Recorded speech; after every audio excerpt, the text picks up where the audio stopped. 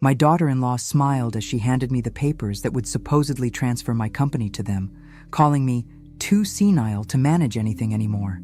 I signed without reading a word, watching their faces light up with greed. What they inherited instead was a financial nightmare that would destroy them both. If you're watching this, subscribe and let me know where you're watching from. Let me take you back to that dinner from hell. I'm Eleanor Matthews, 68 years old, and apparently, according to my own family, losing my mind. My son Marcus and his wife Sarah had invited me over for what I thought was a simple Sunday dinner. Instead, I walked into an ambush. "Mom, we need to talk," Marcus said, barely letting me sit down. Sarah was already pulling out a manila folder, her perfectly manicured nails drumming against the mahogany table. "It's about the business. Matthews and Associates had been my life's work. After my husband died 15 years ago, I'd built it from a small consulting firm into a multi-million-dollar operation, but according to my loving family, I was now too old and confused to handle it. These are transfer documents," Sarah explained, her voice dripping with fake concern. "Dr. Peterson agrees that the stress of running a company at your age isn't healthy. She'd somehow gotten my doctor to provide a letter recommending I step back from business activities. Funny how she'd managed that, without me being present for the conversation." Marcus shifted uncomfortably. "It's for your own good, Mom.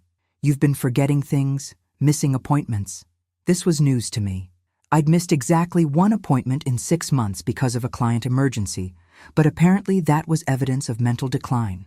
"The paperwork transfers full ownership to us," Sarah continued.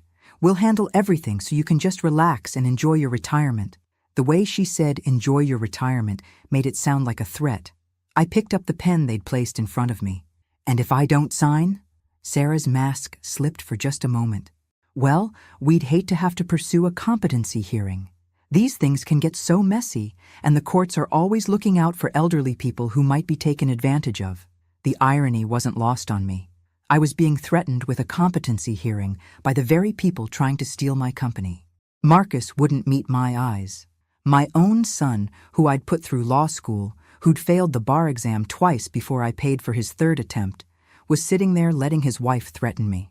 "Of course," Sarah added sweetly, "you'll still live in the house. We'd never kick you out. You just won't have to worry about all those complicated business decisions anymore." I signed every document they put in front of me. Sarah actually clapped her hands together like a child on Christmas morning. Marcus finally looked at me, probably expecting tears or protests. Instead, he found me smiling. "Congratulations," I said, standing up and smoothing my skirt. "You're now the proud owners of Matthews and Associates. I hope you're ready for everything that comes with it." Something in my tone made Sarah's smile falter. "What do you mean?" "Oh, nothing important," I said, gathering my purse. "Just the usual business obligations. I'm sure you've done your research." I headed toward the door. "Thank you for dinner. And Sarah, you might want to check your email in the morning. The IRS has some questions about the company's tax structure. Something about a $3 million discrepancy." The color drained from both their faces as I walked out, leaving them with their precious paperwork and a company that was about to become their worst nightmare. "Mom, what the hell did you do?" Marcus's voice crackled through my phone at 6:47 a.m. Exactly 12 hours after he'd become the proud owner of a company drowning in legal problems. I sipped my coffee slowly, watching the sunrise paint my garden in shades of gold. "Good morning to you too, dear. I assume you've been reading your emails." The IRS wants to audit everything back to 2019. "And there's something about pending litigation from Patterson Industries." His voice rose to a pitch I hadn't heard since he was 16 and crashed my car. "Oh yes, Patterson Industries. Lovely people. They're suing for breach of contract. Something about a $2.7 million project that went sideways." I paused for effect. "Of course, that's all documented in the files you inherited. I'm sure Sarah will figure it out." The truth was, I'd been dealing with these problems for months. The IRS audit was legitimate. My accountant had made some aggressive deductions that needed clarification. The Patterson lawsuit was frivolous. They were trying to blame us for their own poor planning. But resolving both required expertise, relationships, and about 6 months of intensive legal work. "You can't just dump this on us," Marcus sputtered. "We don't know how to handle this stuff." "That's odd," I replied calmly. Yesterday you seemed so confident about taking over. Sarah was particularly eloquent about how I was too senile to manage my own affairs.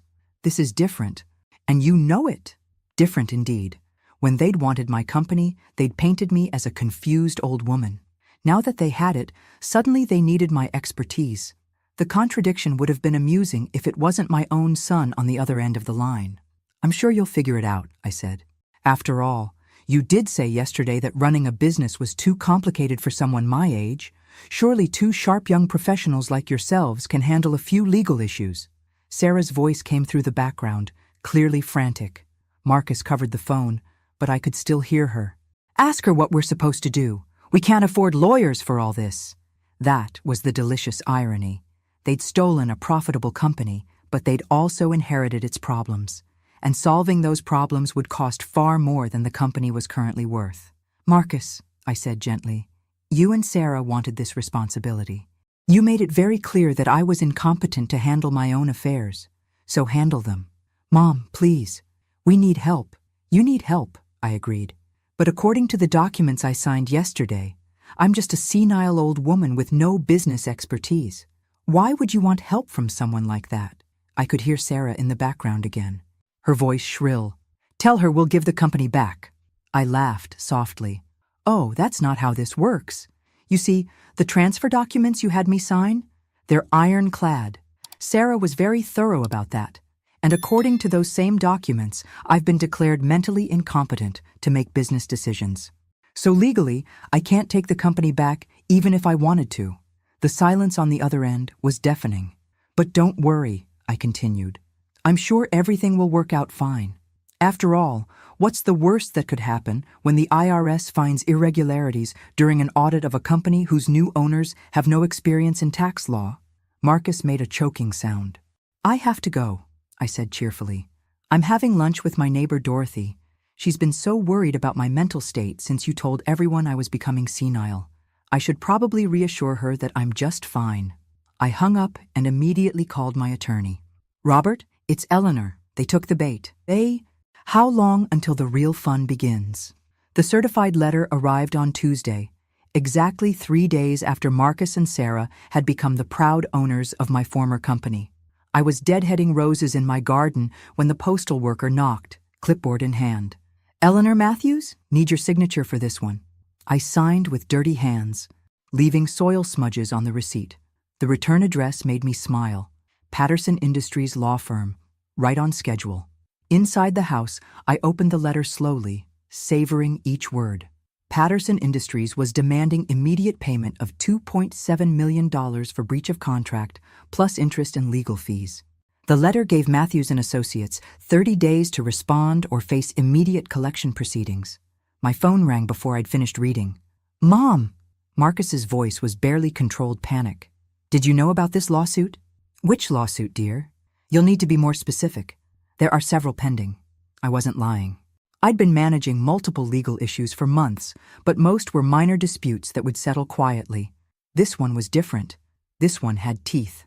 Patterson Industries. They say we owe them almost $3 million. Oh, that. I walked to my kitchen window, still holding the letter. Yes, that's been going on for about 8 months now. Nasty business.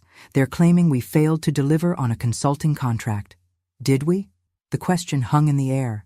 This was the moment I'd been waiting for, when my son would finally understand that running a business involved more than just cashing checks. That's complicated, I said.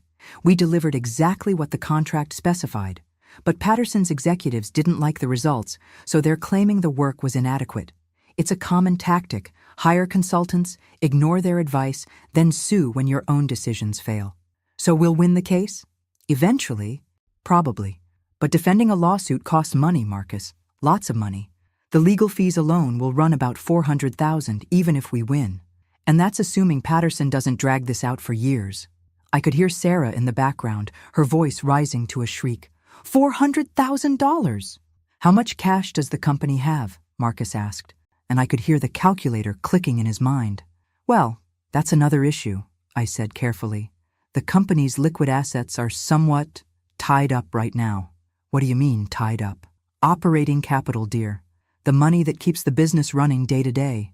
Payroll, rent, Insurance, client expenses. Most successful companies operate with very little cash on hand. It's more efficient to keep money working in investments. This wasn't entirely true. I'd been quietly moving liquid assets into protected accounts for months, preparing for exactly this scenario. But Marcus and Sarah didn't need to know that yet. How much do we have available for legal fees? Marcus's voice was strained. About $60,000 in the checking account, maybe another $40,000 in short-term accounts. Dead silence. That's not enough. Sarah's voice came through clearly now. She'd obviously grabbed the phone from Marcus. You knew about this lawsuit when you signed those papers. You deliberately didn't tell us. Sarah, dear, you and Marcus made it very clear that I was too mentally impaired to discuss complex business matters. How could I possibly explain ongoing litigation to people who'd already determined I was senile? This is fraud. We can sue you for fraud. I laughed softly. With what money, dear? You now own a company facing a $3 million lawsuit with only $100,000 in available cash. I don't think you'll be hiring any lawyers anytime soon. The beautiful truth was finally sinking in. They'd been so focused on grabbing my profitable company that they'd never considered its liabilities. Like amateur fishermen who'd caught a shark, they were about to discover that some prizes come with very sharp teeth. Besides, I added, the transfer documents you had me sign included a clause stating that I disclosed all known liabilities. It's right there in paragraph 7, subsection C. I'm sure you read it carefully before having me sign. Of course, that paragraph listed dozens of potential liabilities in dense legal language. Patterson Industries was mentioned by name, along with the approximate dollar amount. Any competent lawyer would have caught it and demanded details. But Sarah had been in such a hurry to steal my company that she'd skipped the due diligence entirely. We need help, Marcus said finally. We can't handle this alone. I'm sure you'll figure something out, I replied. After all, yesterday you told everyone I was too senile to run my own company. Why would you want advice from someone like that? The second shoe dropped on Friday morning when Sarah called, sobbing so hard I could barely understand her. The bank froze our credit line, she managed between gasps. They want the Patterson lawsuit resolved before they'll extend any more funds. I set down my coffee and settled into my favorite chair. This was better than cable television. That's unfortunate, I said mildly. Though I suppose it makes sense from their perspective. Banks don't like lending money to companies facing major litigation. You knew this would happen, Sarah accused. You set us up. I set you up? I laughed genuinely now. Sarah, you threatened me with a competency hearing unless I signed papers transferring my company to you. I was apparently too senile to run my own business, remember? How could someone that mentally impaired possibly set up anyone? The irony was perfect. Either I was competent enough to have orchestrated their downfall, in which case their theft was even more despicable, or I was the senile old woman they'd claimed, in which case they'd been outmaneuvered by someone with dementia. We can't make payroll next week, Sarah continued. 12 employees, Eleanor.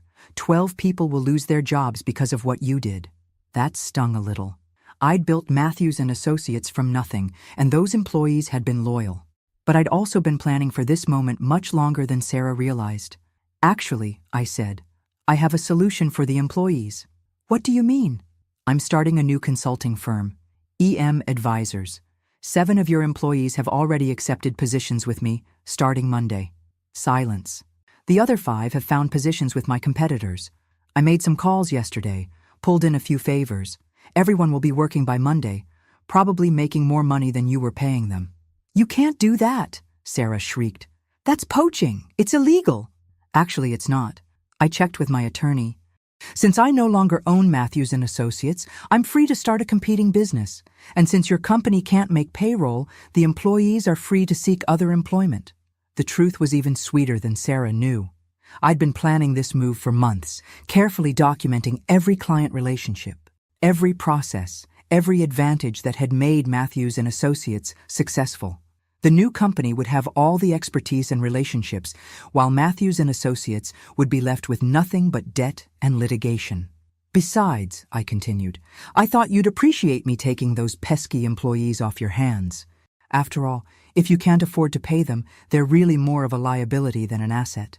The clients will follow them, Marcus's voice came through. Apparently, he'd taken the phone back. "You're stealing our clients." "Your clients?" I asked sweetly. "Marcus, dear, most of those clients have been working with me personally for over a decade.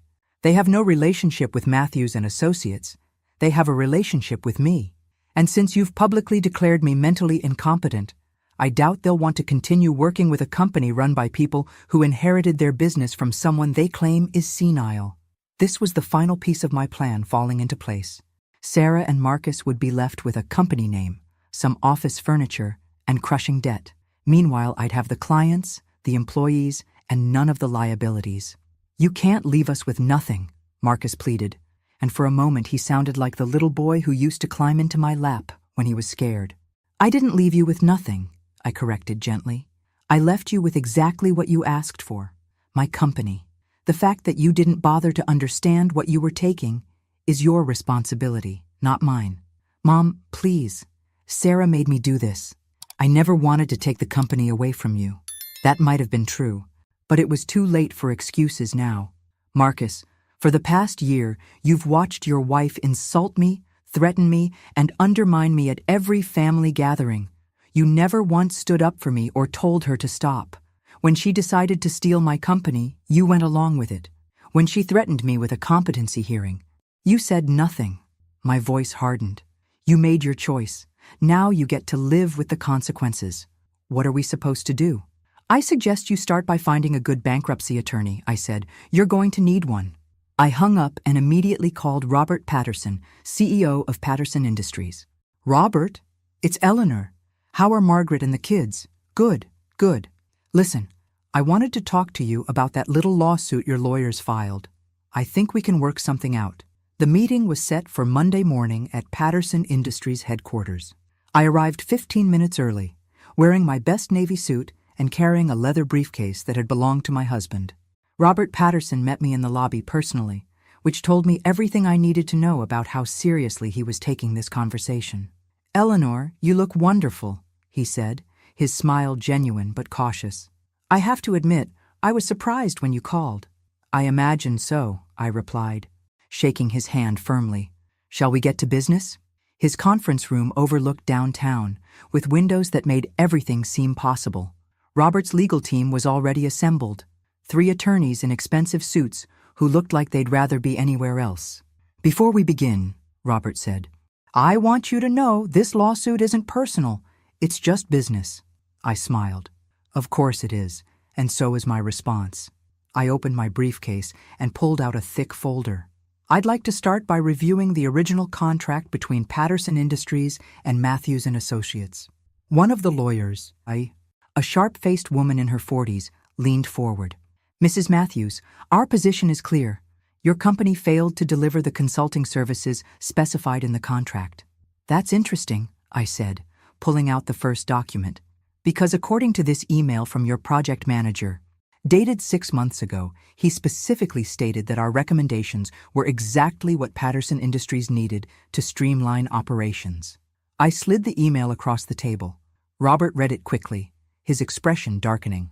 "Furthermore," I continued, "this document shows that Patterson Industries implemented exactly 0 of our recommendations. Not a single one. You paid for expert advice, ignored it completely, then blamed us when your own decisions led to project failure." The second lawyer, a young man who looked fresh out of law school, spoke up. "The contract required results, not just recommendations." "Actually, no." I pulled out the contract itself, highlighting specific sections. "The contract required comprehensive analysis and strategic recommendations for operational improvement, which we delivered, in writing, on time, with detailed implementation guidelines." I could see Robert's lawyers exchanging glances. They were realizing their case wasn't as strong as they'd thought.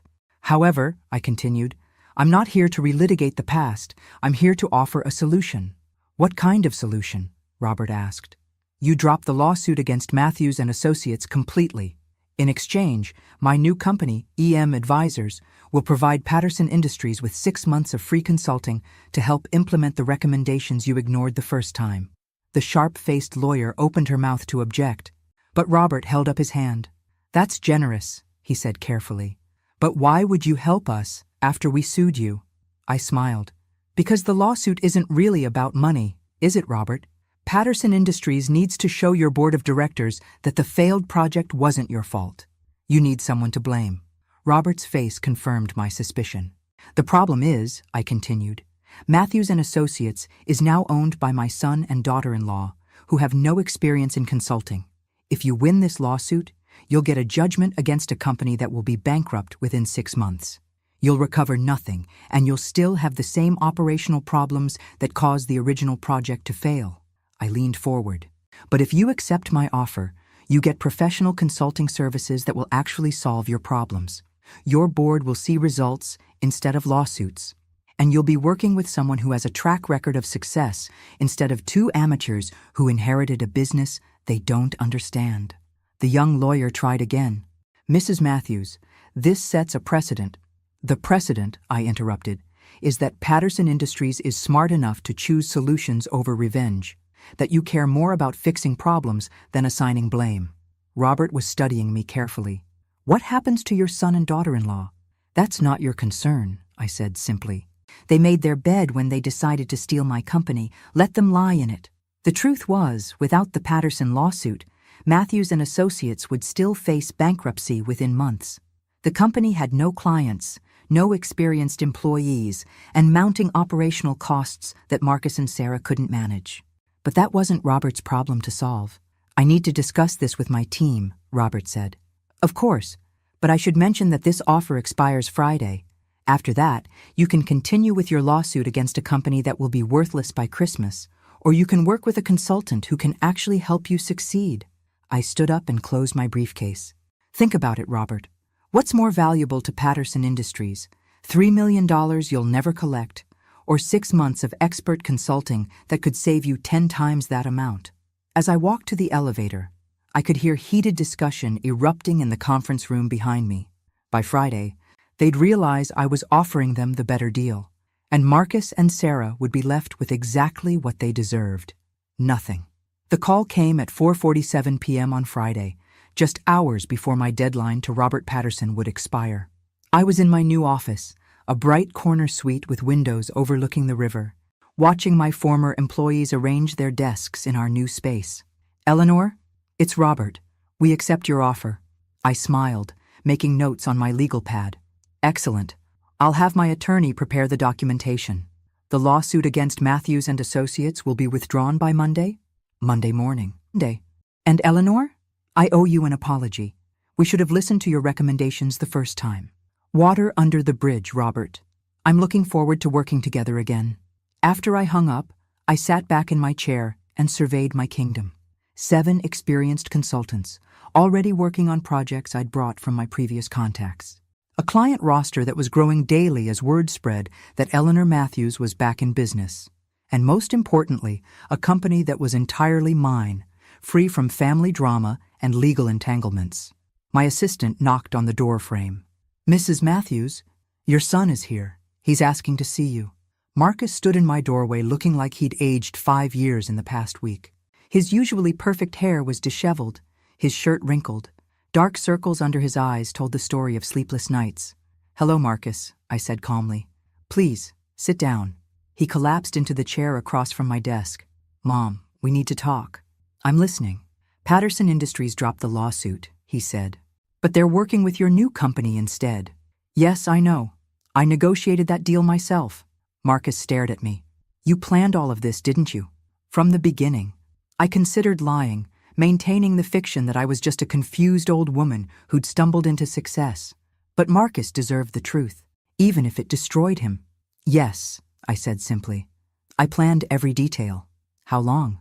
About a year, since Sarah first suggested I was getting too old to run my own company. Marcus put his head in his hands. We lost everything. The company's bankrupt. We can't make rent on the office. Sarah's talking about divorce.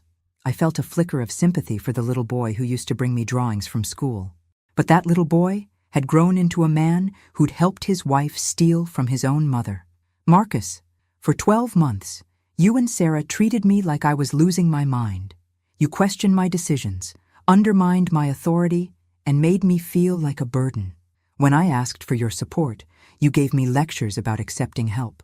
When I needed you to stand up for me, You stood by and watched your wife tear me down. My voice remained steady, professional. Did you really think there would be no consequences? I never wanted to take the company from you, he said quietly. Sarah convinced me it was for your own good. And what do you think now? Marcus looked around my new office, taking in the busy workplace I'd created in less than a week. I think you're the smartest person I know, and I'm the biggest fool who ever lived. That admission should have felt like victory. Instead, it just made me tired. The company transfers are legal and binding, I said. Matthews and Associates belongs to you and Sarah. What you do with it is your decision. There's nothing left to do. We're filing for bankruptcy next week. I opened my desk drawer and pulled out an envelope. Actually, there is one option. Marcus looked up hopefully. My new company needs someone to handle our legal compliance and contract negotiations. It's not glamorous work, and it pays about half what you were making before. But it's honest work for an honest wage. I slid the envelope across my desk. That's a job offer, Marcus. Not a gift, not charity. You'd be an employee, nothing more. You'd report to my operations manager, follow company policies, and earn your position every single day. Marcus opened the envelope with shaking hands. What about Sarah? What about her? Would there be a position for her too? I studied my son's face. After everything that had happened, he was still trying to protect the woman who'd orchestrated his downfall. Sarah made her choices, I said. She decided I was senile and incompetent. She threatened me with a competency hearing. She stole my company and tried to humiliate me in the process. I paused. People like that don't work for me. Marcus nodded slowly. I understand. Do you? Because accepting this job means admitting that your mother wasn't senile after all. It means acknowledging that you were wrong and that your wife manipulated you into betraying your own family. I know. And it means that if you ever again let anyone treat me the way Sarah did, you'll be out on the street permanently. No second chances, no family forgiveness, nothing. Marcus met my eyes for the first time since he'd entered my office. I understand, Mom, and I'm sorry. I'm so sorry. I looked at my son, really looked at him, and saw something I hadn't seen in years. Humility, regret, and maybe, just maybe, a glimmer of the boy who used to think his mother could fix anything. Think about the offer over the weekend, I said. Let me know Monday morning. As Marcus left my office, I turned back to my window overlooking the river. In the reflection, I saw a woman who looked exactly like the Eleanor Matthews who'd signed those transfer papers a week ago. But inside, everything had changed. I'd gotten my revenge. My son and daughter-in-law had lost everything, just as I'd planned. But looking at Marcus's broken expression, I wondered if some victories cost more than they were worth. My phone buzzed with a text from Sarah. This isn't over. I'll find a way to destroy you for what you've done. I deleted the message without responding. Some people never learned. But maybe Marcus would be different. Maybe losing everything would teach him what I'd tried to show him all along. That family isn't about what you can take from each other. It's about what you're willing to give. Monday morning would tell me whether my son had finally learned that lesson or if he was truly lost forever. Marcus accepted the job offer, but Sarah's revenge was just beginning. On Tuesday morning, I arrived at my office to find 2 police officers waiting in the lobby with handcuffs. Eleanor Matthews, you're under arrest for elder abuse and financial fraud. I remained calm as they read me my rights, though inside I was calculating furiously. Sarah had moved faster than I'd anticipated, and apparently she'd found someone willing to listen to her version of events. My attorney is Robert Chen, I told the officers. I'd like to call him immediately. At the police station, I learned the scope of Sarah's accusations. According to her sworn statement, I had manipulated my own son into stealing my company, then used my knowledge of the business to sabotage his efforts. She claimed I was suffering from early-stage dementia that made me paranoid and vindictive. The most damaging allegation was that I'd hidden assets from the company transfer, effectively defrauding Marcus and Sarah of money that rightfully belonged to them.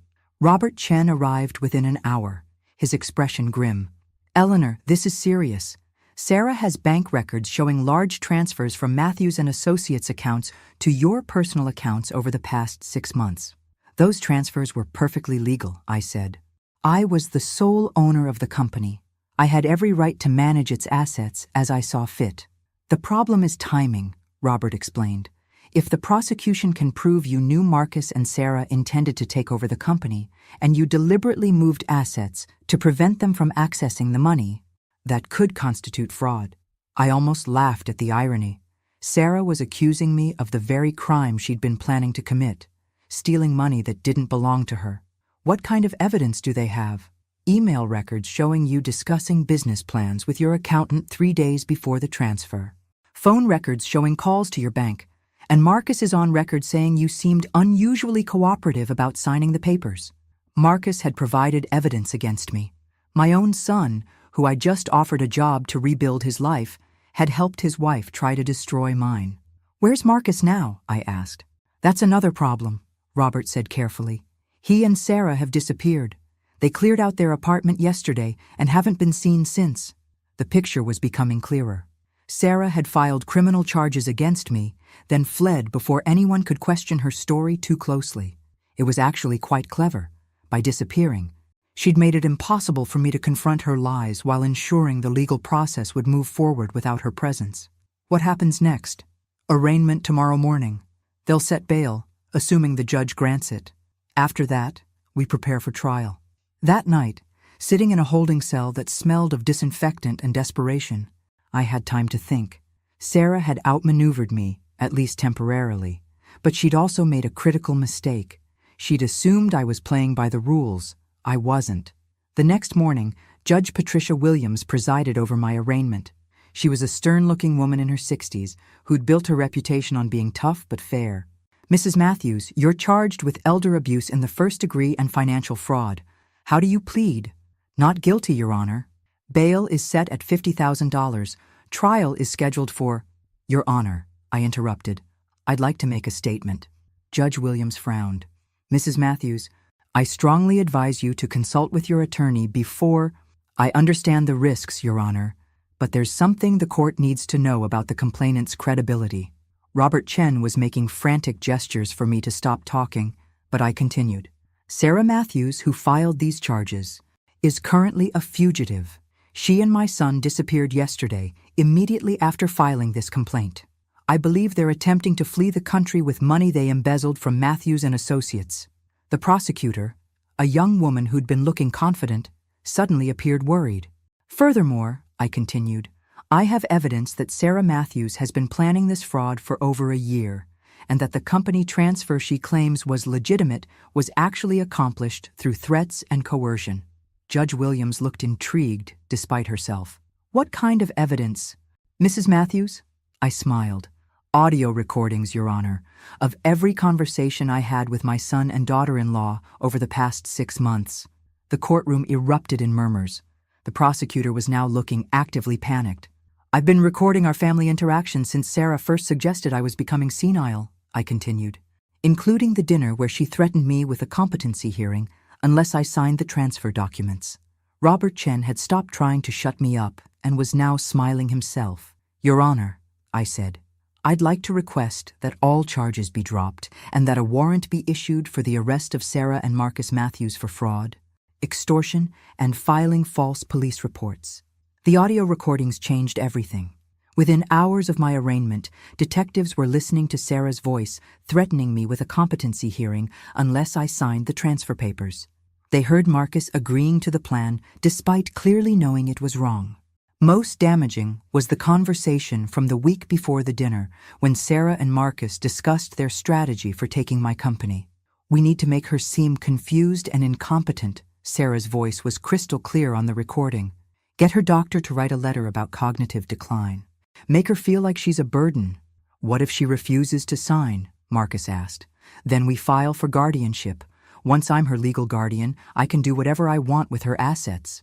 The recordings proved that everything I'd told the police was true, and everything Sarah had claimed was a lie. By Thursday afternoon, warrants had been issued for both Marcus and Sarah's arrest, but they'd had a 3-day head start, and tracking them down wouldn't be easy. "The good news," Detective Morrison told me, "is that we froze all their bank accounts before they could access much money. The bad news is they're probably already out of the country." I wasn't so sure about that. Sarah was smart, but she was also arrogant. She wouldn't have fled without trying to salvage something from her failed plan. "Detective, Have you checked their storage unit? Morrison looked puzzled. What storage unit? Sarah rented a storage unit 6 months ago. She told Marcus it was for seasonal decorations, but I think she was preparing for this eventuality. Within 2 hours, police had located the unit. Inside, they found boxes of documents that had been stolen from Matthews and Associates, including client files, financial records, and contracts. They also found 3 suitcases full of cash, approximately $40,000 that had been embezzled from the company accounts. But Sarah and Marcus weren't there. That evening, my phone rang. The caller ID showed Marcus's number. "Hello, son." "Mom." His voice was strained, exhausted. "We saw the news. Sarah says we need to keep running. Where are you?" "I can't tell you that, but Mom, I want you to know, I never wanted it to go this far. Sarah said we'd just take the company and run it better than you could. She said you'd be happier not having to worry about business anymore." I closed my eyes. Even now, after everything that had happened, Marcus was still making excuses for his wife. "Marcus, you have 2 choices. You can keep running with Sarah and spend the rest of your life as a fugitive, or you can come home and face the consequences of what you've done. Sarah will never agree to come back. I'm not talking about Sarah. I'm talking about you." A long pause. In the background, I could hear Sarah's voice, sharp and angry, though I couldn't make out the words. She's saying we should disappear completely. New identities, new life somewhere far away from here. "And what do you want to do?" Another pause, longer this time. "I want to come home, Mom. I want to fix this somehow." "Then do it. I can't leave Sarah. She's my wife." "Sarah destroyed your life, Marcus. She manipulated you into betraying your own mother, convinced you to commit multiple felonies, and now she's asking you to abandon everything you've ever known to live as a criminal." I could hear their argument escalating in the background. "She's all I have left," Marcus said quietly. "No," I replied. "You have me. You'll always have me, if you're willing to come home and make this right." The line went dead. Friday morning, Detective Morrison called with an update. We traced their credit cards to a hotel in Montreal. Canadian authorities are coordinating with us, but by the time officers arrived, they were gone again. Any idea where they're headed? Sarah has a cousin in Switzerland. We're working with Interpol. But honestly, if they make it to Europe, it'll be much harder to bring them back. I hung up and stared out my office window. Somewhere out there, my son was running from the police with a woman who'd destroyed everything he'd ever cared about. Part of me wondered if I should have handled things differently, found a way to separate Marcus from Sarah's influence without destroying his life completely. But then I remembered the recordings. Marcus's voice agreeing to steal my company, his willingness to have me declared incompetent, his complete failure to protect me from Sarah's abuse. Some lessons could only be learned the hard way. The breakthrough came from an unexpected source. On Saturday morning, my doorbell rang at 7 a.m. I opened it to find a young woman in her 20s with Sarah's blonde hair and sharp features. "Mrs. Matthews, I'm Jessica Mills, Sarah's sister. I think we need to talk." Over coffee in my kitchen, Jessica told me a story that made everything click into place. "Sarah's been planning this for 2 years," she said. "Ever since Marcus first mentioned how successful your company was. She's always been jealous of people who have more than she does." "Why are you telling me this?" Jessica looked uncomfortable. "Because she called me yesterday asking for money. She wanted me to wire $10,000 to an account in Switzerland.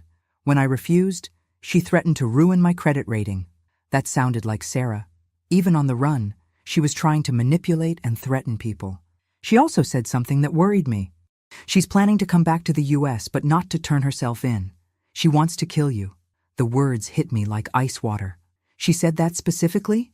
Her exact words were, "That old bitch ruined everything. I'm going to make her pay permanently." I called Detective Morrison immediately. Within an hour, FBI agents were at my house, setting up surveillance equipment and discussing protection protocols. "We're treating this as a credible threat," Agent Susan Torres explained.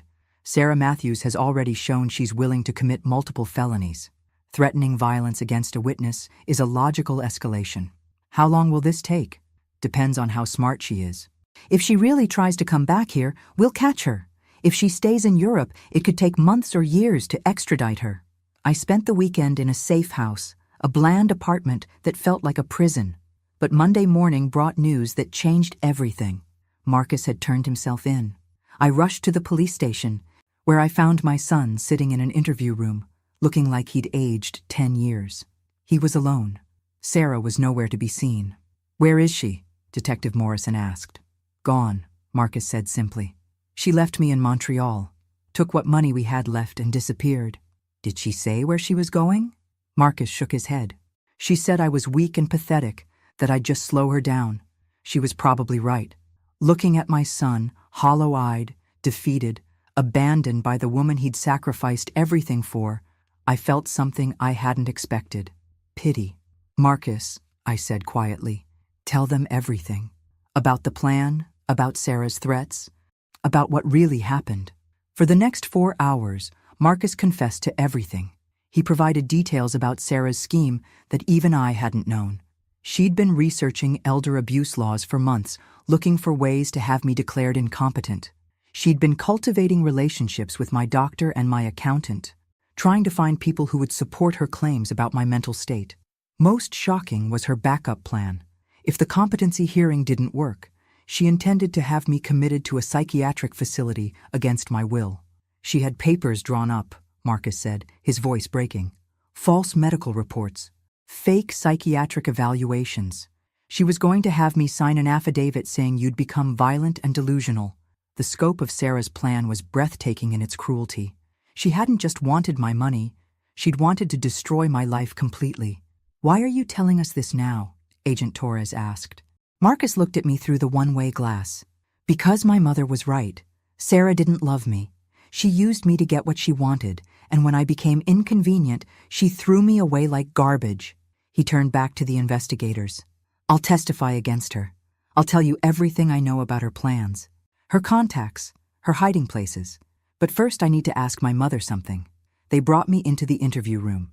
Marcus looked older, broken, but there was something different in his eyes, a clarity that had been missing for years.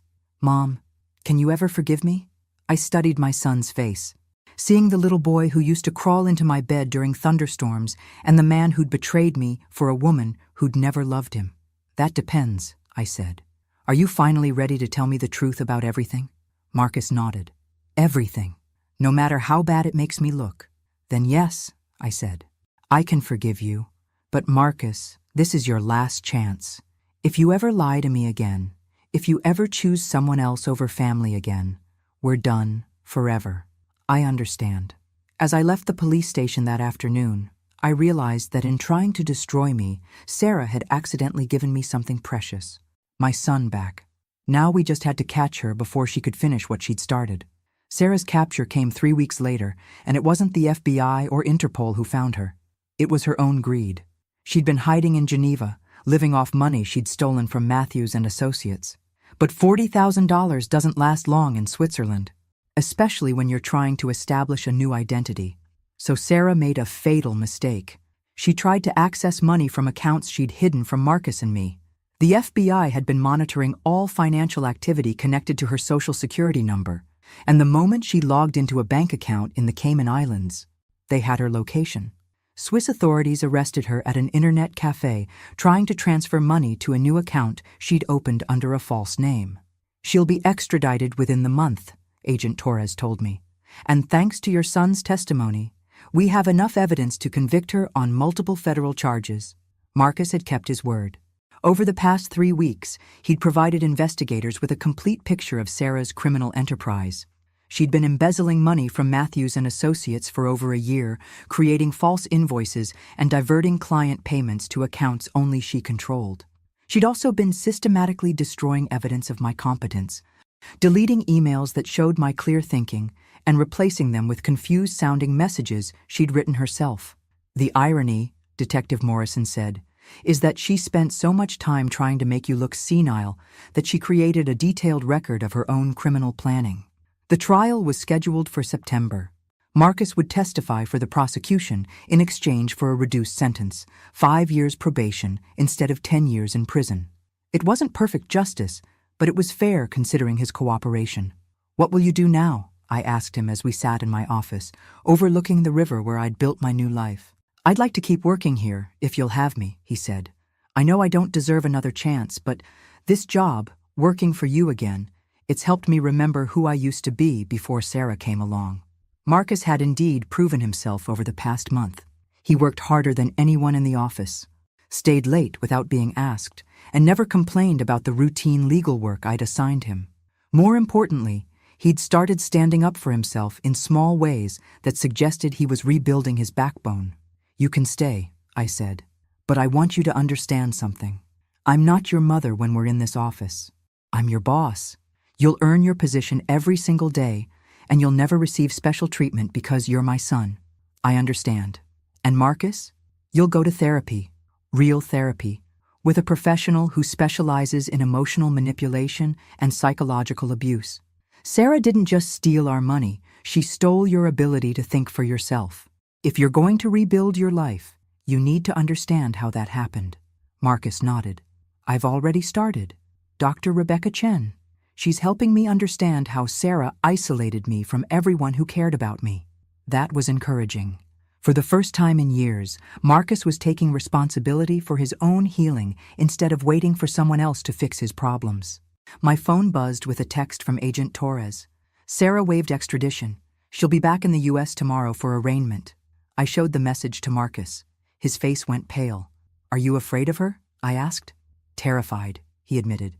"Even in handcuffs, even facing 20 years in prison, she's still the most manipulative person I've ever met. She'll try to blame everything on me, make herself look like a victim."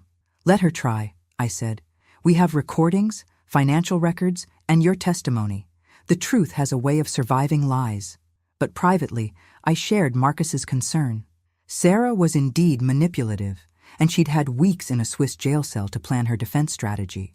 The real test would come when she stood in front of a jury and tried to convince them that she was just a loving wife trying to help her confused mother-in-law. I'd built my case carefully, but Sarah had always been good at making people believe her version of events. This time, though, I had something she didn't: the complete truth, documented in her own voice. And sometimes, that's enough. The trial lasted 6 days, and every moment was a masterclass in how truth ultimately defeats deception, no matter how skillfully the lies are told. Sarah's defense attorney painted her as a devoted daughter-in-law who'd been concerned about my mental deterioration. He claimed she'd only tried to help me by taking over business responsibilities I could no longer handle. "My client acted out of love and concern," he told the jury. "Eleanor Matthews has admitted to recording private family conversations without consent. She's admitted to deliberately hiding business assets from her own son. She's admitted to planning an elaborate scheme to punish her family for trying to help her. It was a clever strategy, turn my successful defense into evidence of manipulation and vindictiveness." But then the prosecution played the recordings. 12 jurors listened to Sarah's voice, threatening me with a competency hearing unless I signed papers transferring my company. They heard her discussing plans to have me committed to a psychiatric facility. They heard her calling me "that old bitch" and planning to destroy her completely. Most damaging was a recording from 2 months before the dinner. Sarah and Marcus discussing how much money they'd be able to steal once they controlled my assets. "Once we get guardianship," Sarah's voice was crystal clear, "we can liquidate everything and move somewhere warm. The old bat will be stuck in a nursing home while we live like kings." The jury's faces during that recording told me everything I needed to know. Whatever sympathy they might have felt for a concerned daughter-in-law evaporated when they heard her true feelings about me. Marcus testified on the 4th day. Sarah stared at him with pure hatred as he described her manipulation, her threats, her gradual isolation of him from family and friends. "She convinced me that my mother was becoming paranoid and vindictive," he said. "She made me believe that taking the company was an act of kindness, not theft." Sarah's attorney tried to paint Marcus as a disloyal son, trying to save himself by blaming his wife. But Marcus had documentation, emails, text messages, bank records that corroborated every detail of his testimony. On the 5th day, Sarah took the stand in her own defense. She was magnificent, I had to admit, poised, articulate, seemingly genuine in her concern for my welfare. She explained away each piece of evidence with reasonable-sounding explanations. The recordings? Eleanor was becoming paranoid and suspicious.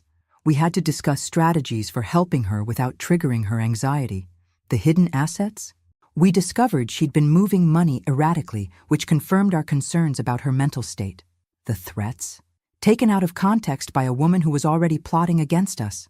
For 2 hours, Sarah spun a web of lies so convincing that I began to worry the jury might believe her.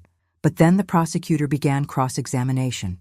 Ms. Matthews, you testified that you were concerned about Eleanor's mental state. Did you ever suggest she see a doctor for evaluation? Yes, we discussed it many times. But you never actually arranged for her to see a specialist, did you? She refused to go.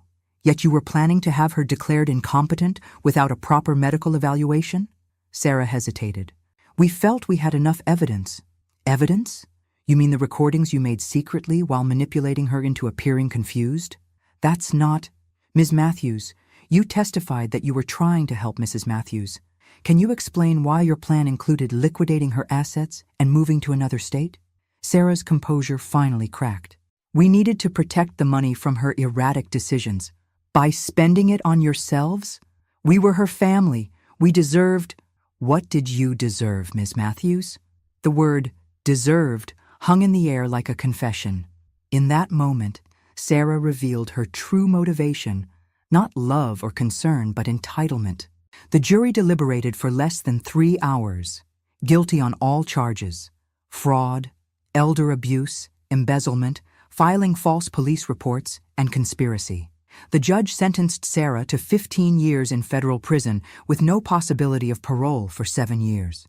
As the bailiff led her away in handcuffs, Sarah turned to look at me one last time.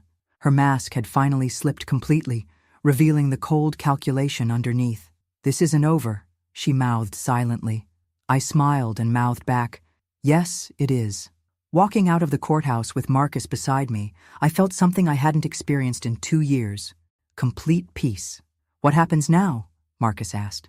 "Now you finish your probation, keep going to therapy, and prove that you've learned from this experience," I said. "And I get back to building the life Sarah tried to steal from me." 6 months later, EM Advisors had grown to 15 employees and had contracts with major corporations across 3 states. Marcus had been promoted to senior legal counsel, a position he'd earned through hard work and dedication. Most importantly, we'd rebuilt our relationship on a foundation of honesty and mutual respect. Sarah's final appeal was denied last month. She'll spend the next 7 years thinking about how greed and manipulation led to her downfall. As for me, I'm 69 years old, running a successful company, and finally free from people who saw me as an obstacle to their ambitions, rather than a person worthy of love and respect. Sometimes the best revenge isn't just justice. It's living so well that your enemy's failure to destroy you becomes the proof of their own weakness. And sometimes, just sometimes, the people who almost destroy you end up giving you exactly what you needed, the chance to discover how strong you really are. Thanks for listening. Don't forget to subscribe and feel free to share your story in the comments. Your voice matters.